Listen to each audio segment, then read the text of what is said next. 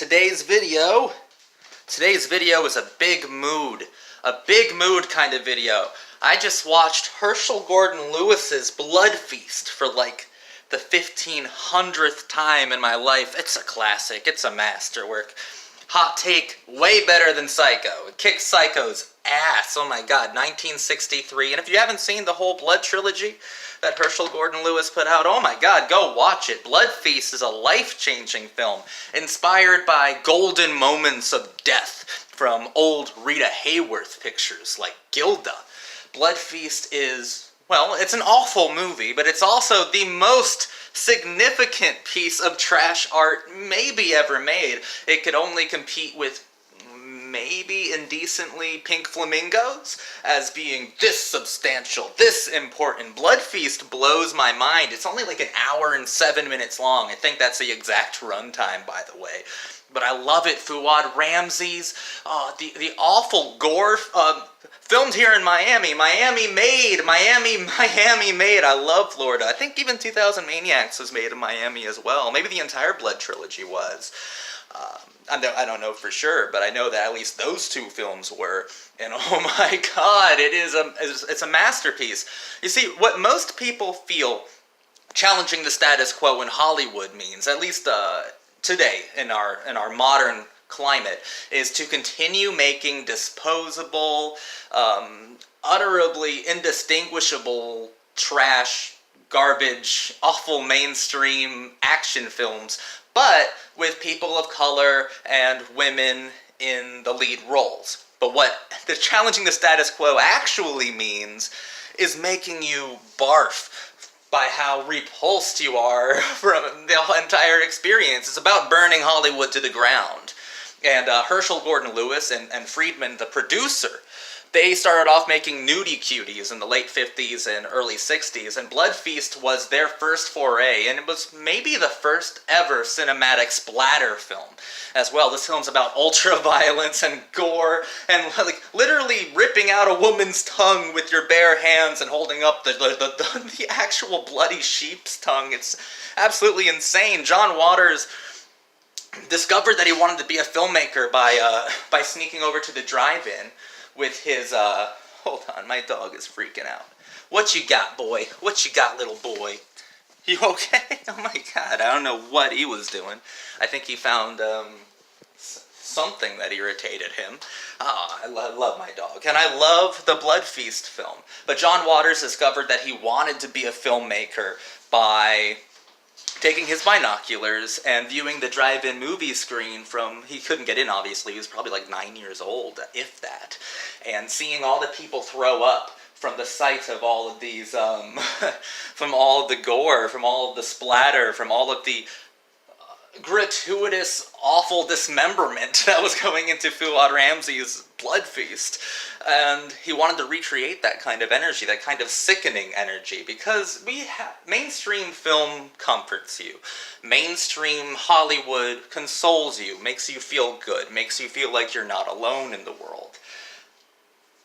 That's what they're for. But maybe film isn't supposed to do that. Maybe film is supposed to alienate its audience.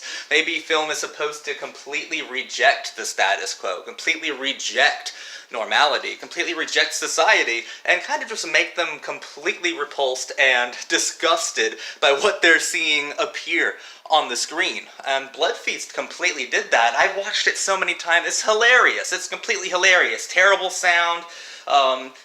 And when I say that continuity doesn't match up, I mean they park their car in the daylight and then the scene in the interior of the car is completely pitch black. I mean, it just doesn't match up day for night at all within the same sequence, because then when they drive away, it's bright as hell as the Miami sun. It's beautiful Florida weather there. It is such a great, fantastic film. This and Raw Force, probably my favorite exploitation films as well. Raw Force, better known as Kung Fu Cannibals. But exploitation art, high exploitation art. And John Waters is someone who I feel, obviously, I've made other videos on him. I think he's in Cecil B. Demented, where they all have the filmmakers like tattooed on their chests or on their arms or whatever, kind of like their spirit animals, like where they draw their anarchist power from. I would definitely get John Waters tattooed right here on my chest. Definitely, he's he's my hero. He's somebody who I think of and is like, you know what, yeah, fuck high art. And you know what, fuck complacency and fuck comforting films. I love those films. And there is a subsect of misfits who do feel comfort from watching Divine eat dog shit off of the sidewalk. I am one of those people as well. Obviously, I can definitely, and John Waters can too, you know, enjoy a great art film. But great art films also challenge the status quo. You can't tell me that Cries and Whispers or M doesn't completely do that. Un Chien Andalou, any Kenneth Anger film or Fassbinder film, for instance, they completely do that. And Blood Feast is amazing. It's one of the greatest pieces of film ever made because of just how it completely changed everything. And if you listen to the commentary on it, which I definitely suggest that you do if you own any kind of physical copy, listen to the commentary from Herschell Gordon Lewis and David Friedman, and a moderator from, I believe, Something Weird Video. Yeah, that's who put it out. It's amazing because you think of the most practical reason for filming something a certain way, and that's it. And that's the reason why. They're like, well, why do we appear in our own movies? Because that's one less actor we have to pay. And I'm like, that's so fucking stupid. It's gorgeous. I love it. I love it. And I love how bloody everything is, how awful everything is. It is disgusting. But it's so meaningful. It's so meaningful. Therefore, you don't actually have to have a whole lot of talent. You just have to have this kind of rebellious drive to do something insane, you know? And that drive can be motivated by money and shock value, which is what Herschell Gordon Lewis certainly were, and what John Waters was every once in a while. But John Waters had an ethos to him. John Waters had a personal philosophy. If you read any of his books, or I think it's apparent when you watch his films, like Pink Flamingos, Polyester, or Desperate Living, you can definitely see that John Waters has this philosophy of tearing it all down, of being really just weirded out by American normality, or completely in love with it.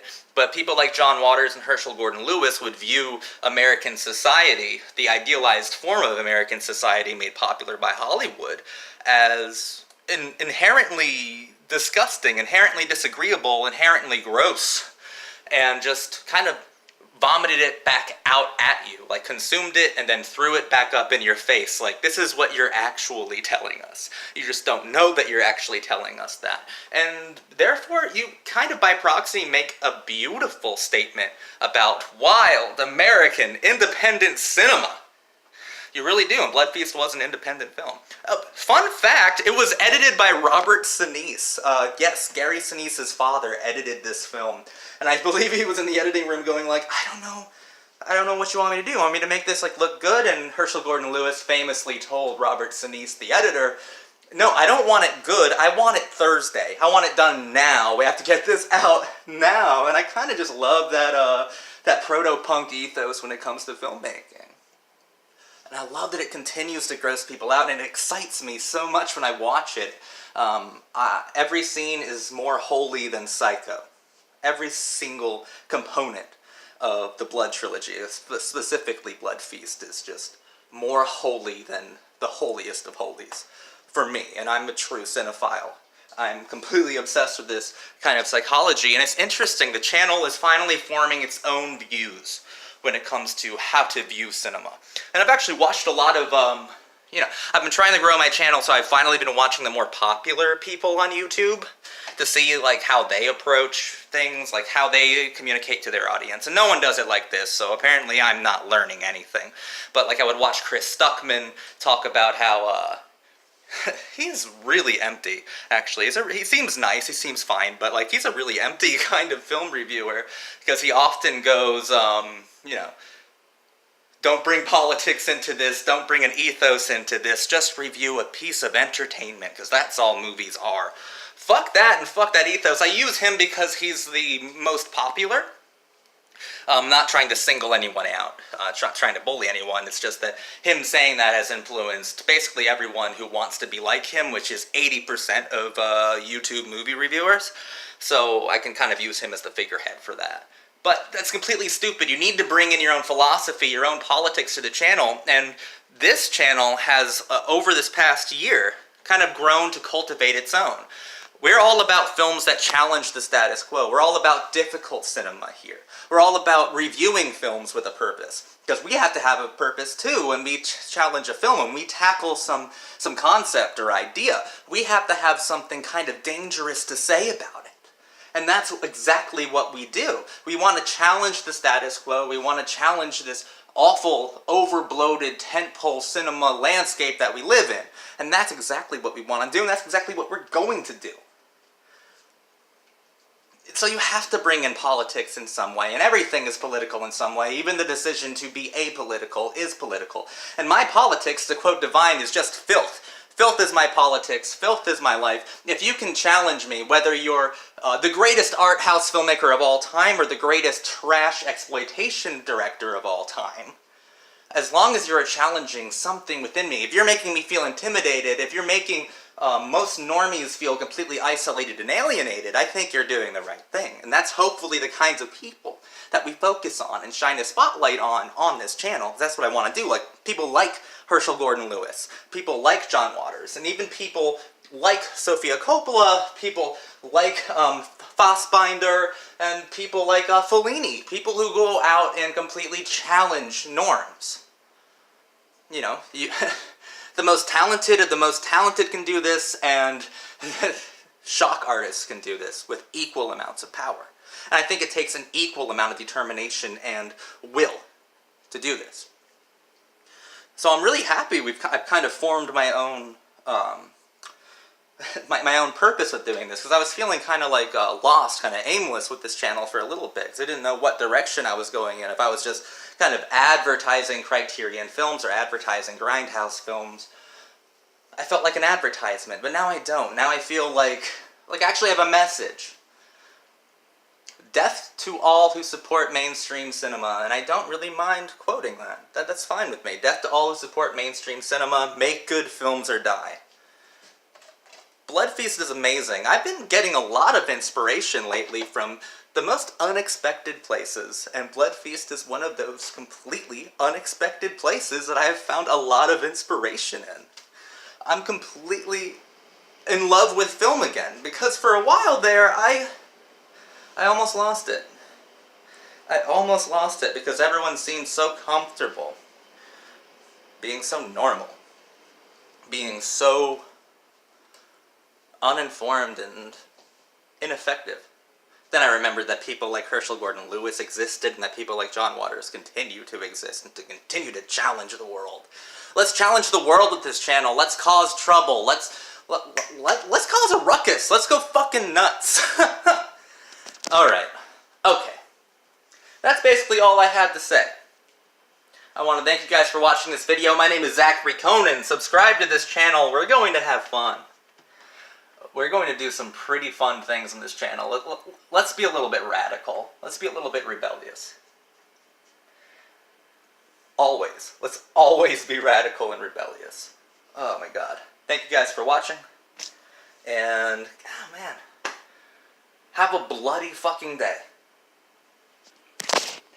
Ah, where's the stop button? You see, I can't edit this video either because I still don't have my editing software with me.